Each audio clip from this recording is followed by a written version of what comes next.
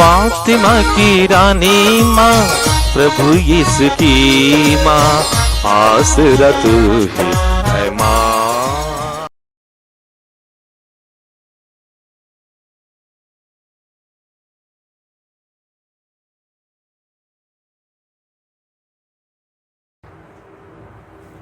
पहला पाठ प्रेरित चरित्र, अध्याय 2, पद संख्या 14, पद संख्याएं 22 से 32 तक। पेतरुस ने 11 के साथ खड़े होकर लोगों को संबोधित करते हुए ऊंचे स्वर से कहा, इस्राएली भाइयों, मेरी बातें ध्यान से सुनिए। आप लोग स्वयं जानते हैं कि ईश्वर ने यीशु नाजरी के द्वारा आप लोगों के बीच कितने महान कार्य, चमत्कार एवं चिन्ह दिखाए हैं। इससे यह प्रमाणित हुआ कि यीशु ईश्वर की ओर से आप लोगों के पास भेजे गए थे। वह ईश्वर के विधान तथा पूर्व ज्ञान के अनुसार पकड़वा दिए गए और आप लोगों ने विधर्मियों के हाथों उन्हें क्रूस पर चढ़वाया और मरवा डाला है।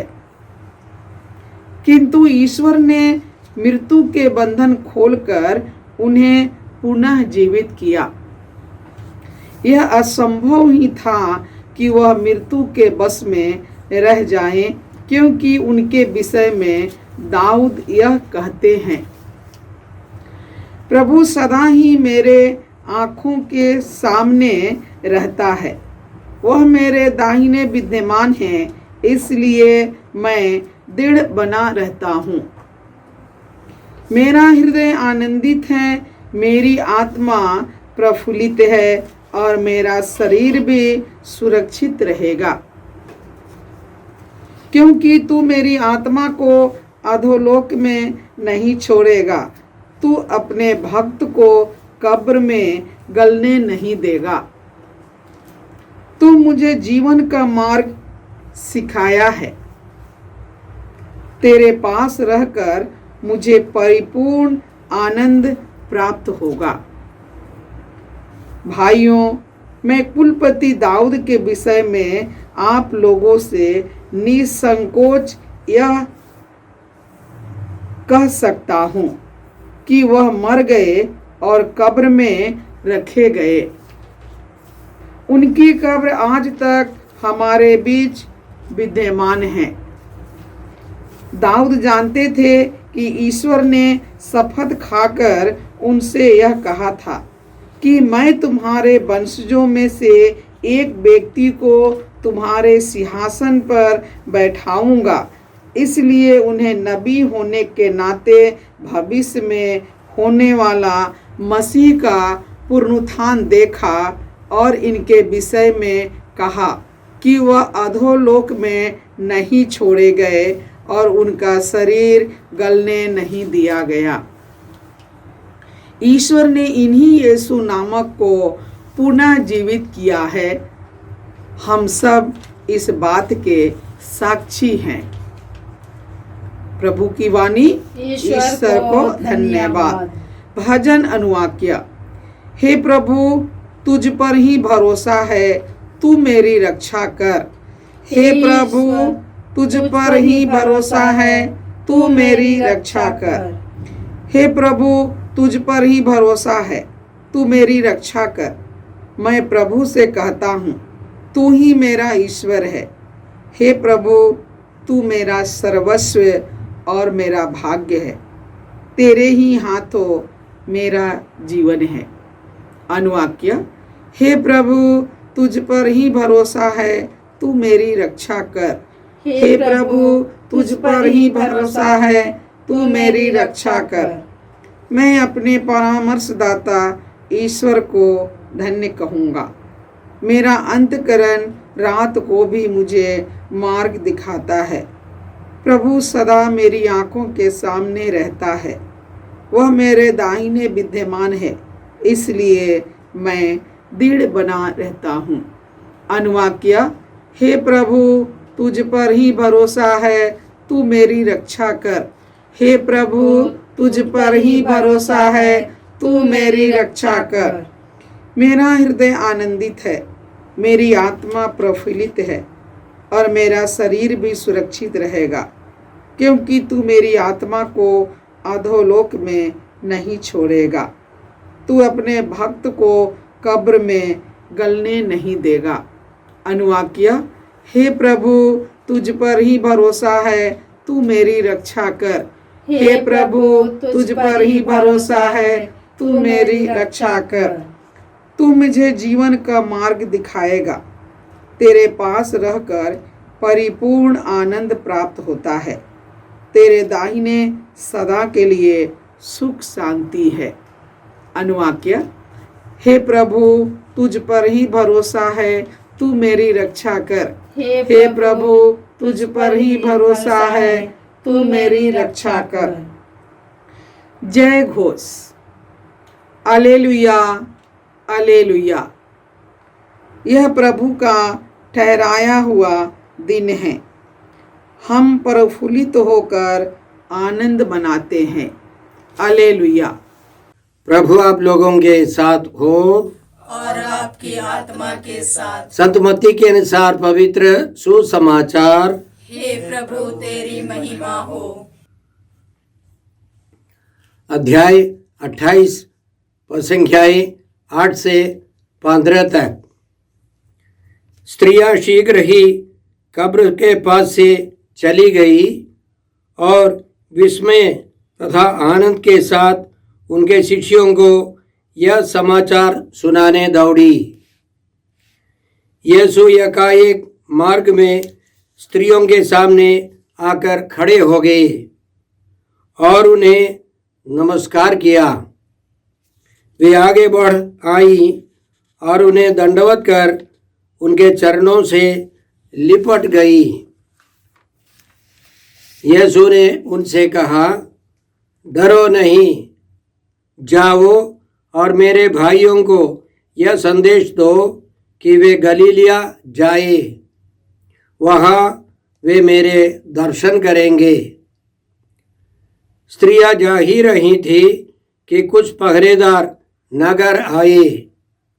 उन्होंने महायाजकों को सारा हाल कल सुनाया। महायाजकों ने नेताओं से मिलकर परामर्श किया और सैनिकों को एक मोटी रकम देकर इस प्रकार समझाया, तुम लोग यही कहो कि रात को जब हम लोग सोए हुए थे, यीशु के शिष्य आए और उसे चुरा ले गए। यदि यह बात राज्यपाल के कान में पड़ जाए तो हम उन्हें समझाकर तुम लोगों को बचा लेंगे। पहरेदारों ने रुपया ले लिया और वैसा ही किया जैसा कि उन्हें सिखाया गया था। यही कहानी फैल गई और अब तक यहूदियों में प्रचलित है। प्रभु का सुसमाचार। हे क्रिस्त तेरी स्तुति हो। जय यीशु क्रिस्त में प्रिय भाई बहनों, आज का पहला पाठ प्रेरित चरित्र से है। अध्याय 2 पद संख्या 14 फिर पद संख्याएं 22 से 33 तक। इसमें हमने सुना पेंतकोस्त पर्व के अवसर पर पवित्र आत्मा से भरकर पेतरुस खड़े हो गए। वहाँ की आवाज़ सब सुनकर लोग दौड़े आए और उनको पेतरुस ने इसी तरह समझाया, आप लोग स्वयं जानते हैं कि ईश्वर ने यीशु नाजरी के द्वारा आप लोगों के बीच कितने महान कार्य, चमत्कार एवं चिन्ह दिखाए हैं। इससे यह प्रमाणित हुआ कि यीशु ईश्वर की ओर से आप लोगों के पास भेजे गए थे। वह ईश्वर के विधान तथा पूर्व ज्ञान के अनुसार पकड़वा दिए गए और आप लोगों ने विधर्मियों के हाथों उन्हें क्रूस पर चढ़वाया और मरवा डाला है। किंतु ईश्वर ने मृत्यु के बंधन खोलकर उन्हें पुनर्जीवित किया। यह संभव ही था कि वह मृत्यु के वश में रह जाए। तो प्रभु यीशु ख्रीस्त को नेताओं और महायाजकों ने मिलकर और रोमी शासक पिलातुस से मिलकर क्रूस पर मरवा डाला है। लेकिन ईश्वर की इच्छा के अनुसार, ईश्वर के नियम के अनुसार यीशु जी उठे। यह ईश्वर की इच्छा और नियम था। ईश्वर की योजना थी कि यीशु को क्रूस पर मरना था, प्रायश्चित करना था, पवित्र लहू बहाना था। इसलिए संत पौलुस रोमियों के नाम पत्र अध्याय 3 में इसी तरह हमको समझाते हैं, ईश्वर ने चाहा कि यीशु अपना रक्त बहाकर पाप का प्रायश्चित करे और हम विश्वास के द्वारा उसका फल प्राप्त करें। यह ईश्वर की योजना थी और नबियों के द्वारा और भजनों में मूसा के द्वारा और अन्य पुराने व्यवस्था के ग्रंथों के द्वारा ईश्वर ने सूचित किया था कि मुक्तिदाता यीशु को मरना होगा, लेकिन वे जी उठेंगे। क्या इसका मतलब यह है कि जितनों ने यीशु को साजिश बनाकर क्रूस पर चढ़ाने के लिए कार्यक्रम बनाया, प्रयास किया, वे सब निर्दोष हैं? ऐसा नहीं है। कैथोलिक चर्च की धर्म शिक्षा के अनुसार वे निर्दोष नहीं है। उनको भी पश्चाताप करना है। ईश्वर की इच्छा थी, ईश्वर की योजना थी, लेकिन जो पाप करता है उसे पश्चाताप करना होगा। इसलिए प्रेरित चरित्र अध्याय 3 पद संख्या 17 से संत पेतरुस इसी तरह हमको समझाते हैं, लोगों को समझाते हैं, भाइयों मैं जानता हूँ कि आप लोग और आपके शासक भी यह नहीं जानते थे कि वे क्या कर रहे हैं। ईश्वर ने इस प्रकार अपना वह कथन पूरा किया जिसके अनुसार उसके मसीह को दुख भोगना था और जिसे उसने सब नबियों के मुख से घोषित किया था। आप लोग पश्चाताप करें और ईश्वर के पास लौट आए, जिससे आपके पाप मिट जाए और प्रभु आपको विश्रांति का समय प्रदान करे। तब वह पुनर्निर्धारित मसीह को अर्थात यीशु को आप लोगों के पास भेजेगा। तो सभी पापियों को पश्चाताप करना है। जितनों ने यीशु को मार डालने के लिए प्रयास किया, साजिश बनाया, उन सबों को पश्चाताप करना है। वे पापों से वंचित नहीं है, उनको भी पश्चाताप करना है। हर एक पापी को पश्चाताप करना है। आज के पहले पाठ का दूसरा विषय है कि प्रभु यीशु जी उठे हैं। इसके बारे में दाऊद राजा ने, दाऊद नबी ने भविष्यवाणी की थी। उनके वचनों को लेकर संत पेतरुस ने सभी लोगों को समझाया। दाऊद ये कहते हैं, प्रभु सदा मेरी आंखों के सामने रहता है, वह मेरे दाहिने विराजमान है, इसलिए मैं दृढ़ बना रहता हूँ। मेरा हृदय आनंदित है, मेरी आत्मा प्रफुल्लित है और मेरा शरीर भी सुरक्षित रहेगा, क्योंकि तू मेरी आत्मा को अधोलोक में नहीं छोड़ेगा। तू अपने भक्त को कब्र में गलने नहीं देगा। तूने मुझे जीवन का मार्ग सिखाया है, तेरे पास रहकर मुझे परिपूर्ण आनंद प्राप्त होगा। याद रखे, प्रभु यीशु सच्चे ईश्वर और सच्चे मनुष्य। वे शरीर की दृष्टि तो मर गए, लेकिन वे हमारे जैसे केवल मनुष्य नहीं थे। वे सच्चे ईश्वर और सच्चे मनुष्य। इसलिए ईश्वर ने यीशु को कब्र में गलने नहीं दिया है।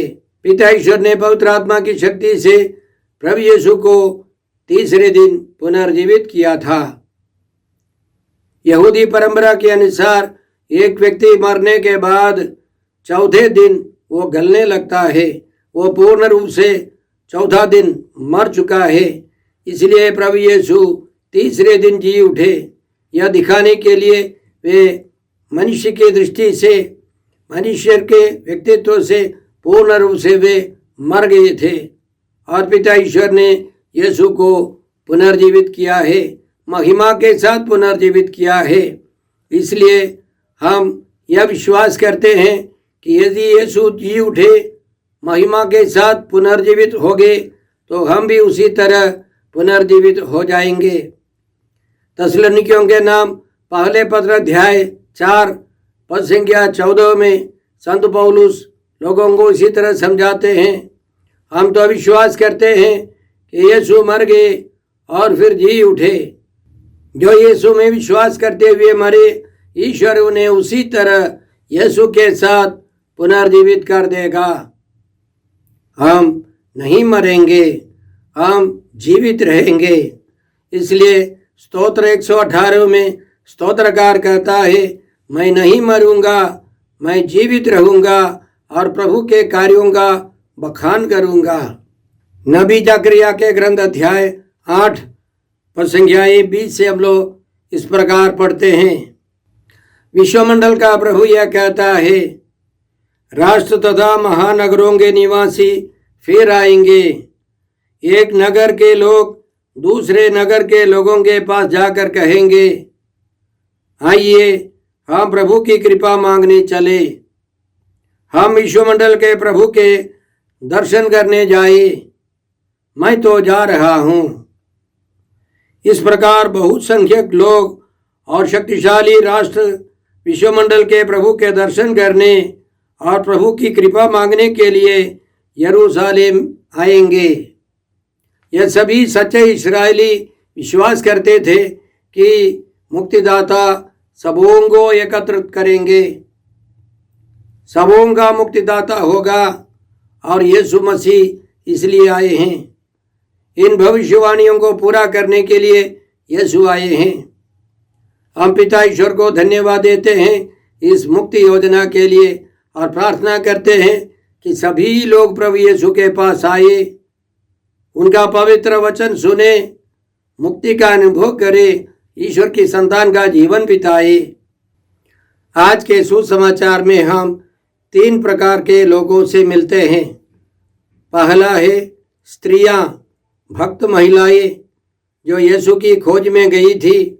रास्ते पर उन्होंने यीशु के दर्शन किए, यीशु में विश्वास किया, उनके सारे जीवन को यीशु के सामने उन्होंने समर्पित किया और वे सुसमाचार की प्रचारिकाएं बन गई। और इसी तरह के लोग हम पाते हैं हमारे आसपास। दूसरे प्रकार के लोग हैं महायाजक और सभा के नेतागण, जो सच्चाई को जानते हुए भी सच्चाई को, ईमानदारी को दबाए रखना चाहते हैं। तीसरे प्रकार के लोग हैं सिपाही लोग, पहरेदार लोग, जो घूस लेकर सच्चाई को दबाने के लिए साथ देते हैं। पहले प्रकार के लोगों के कारण, यीशु के सुसमाचार के प्रचारकों के कारण ईश्वर का राज्य फैलता गया है। संत पेतरुस, संत योहन, संत पौलुस जहाँ जाते थे वे सब पुनर्जीवित यीशु का प्रचार करते थे।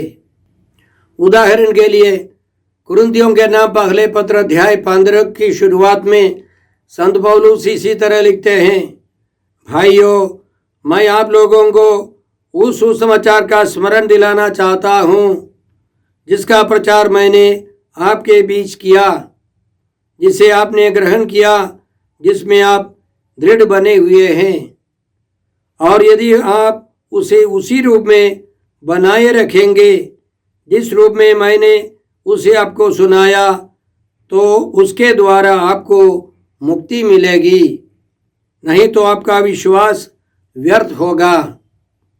तो वह सुसमाचार क्या है? आगे संत पौलुस लिखते हैं, मसीह हमारे पापों के प्रायश्चित के लिए मरे, जैसा कि धर्म ग्रंथ में लिखा है।